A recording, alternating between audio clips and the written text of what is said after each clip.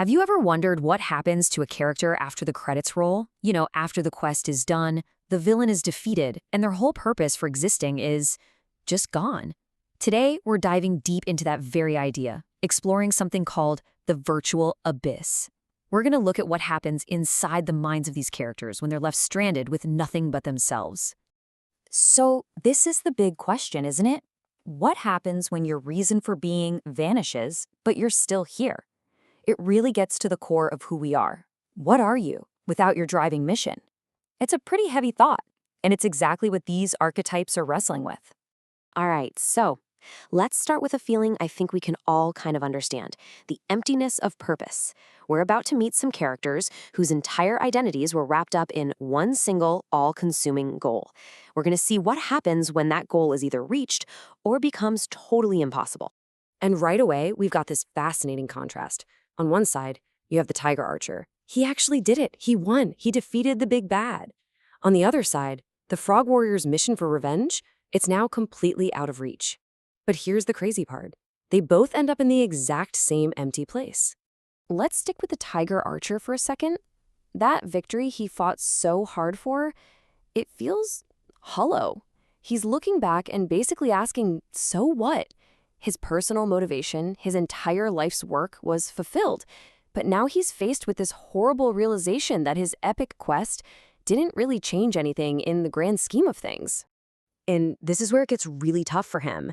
He's asking himself, was it better to live in that veil of illusion, when the fight had meaning, than to face this empty, harsh reality? He's stuck in a rut, wondering if the fantasy he was living was actually more real, more essential than the truth. Now, the Frog Warrior takes this feeling of powerlessness even further. His whole identity was built around revenge, and now that's impossible. But it's worse than that.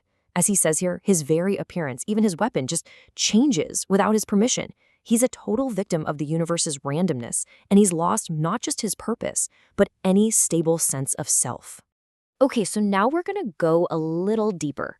For these next characters, the problem isn't just about losing a purpose. The problem is that reality itself, the very fabric of their world, is starting to come apart at the seams. So to really get a handle on what's happening next, we need to quickly talk about this idea called solipsism. It's basically the thought that the only thing you can be truly sure exists is your own mind. Everything else could be an illusion. Now, for our next two characters, this isn't just some late-night dorm room conversation. It's becoming their reality. So meet the Fantasy Knight. And yeah, as he puts it, he comes from the land of dreams.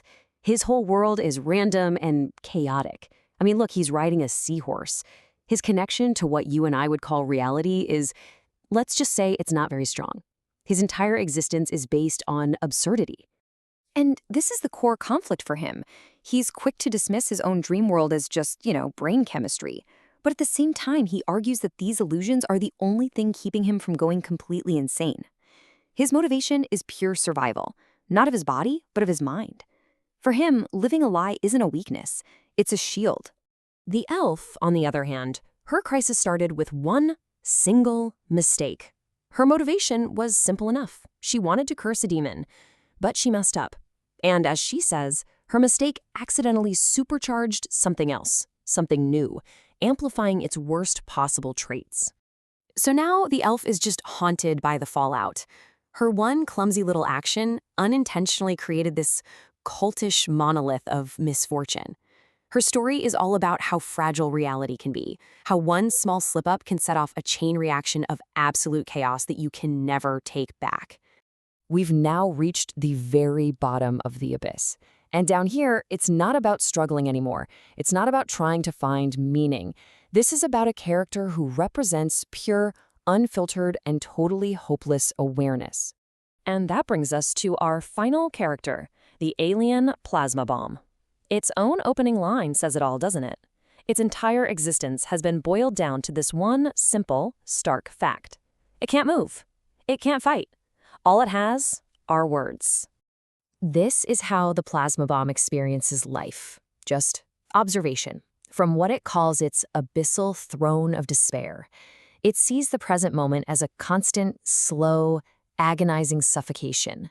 Any hope, any idea of purpose is completely gone. It's all replaced by the crushing weight of just being aware. And this? Well, this is the final stop. The plasma bomb has gone past questioning its purpose and is now questioning the very point of survival. It sees self-preservation as just a foolish instinct. Why bother staying alive, it thinks, when all that's waiting for you is decay or destruction? The plasma bomb state really forces us to ask a tough question. When all your consciousness does is give you a crystal clear vision of how hopeless everything is that awareness still a gift, or has it become an unbearable curse? Whew, okay, so after that pretty bleak journey, let's pull back for a second and try to piece together what this abyss really is. What are we left with after seeing all this? So let's just recap. You've got the archer and the warrior who show us the two sides of a lost purpose. You've got the knight and the elf who live in realities so fragile that you either need illusions to survive or you can shatter the whole thing by accident. And finally, the plasma bomb, which is the end of the line, a consciousness totally paralyzed by its own awareness. So in the end, the virtual abyss isn't some spooky physical place. It's a state of being. It's what happens inside your own head when the stories you tell yourself about your purpose, about what's real, about why you matter, just completely fall apart. It's being trapped in your own mind with no easy answers in sight. And that really just leaves us with one last thing to think about. Each of these characters was stripped of their stories, their goals, their comforting illusions. And it really makes you wonder, right? If all the stories and beliefs that give your own life meaning suddenly vanished, what would you be left with?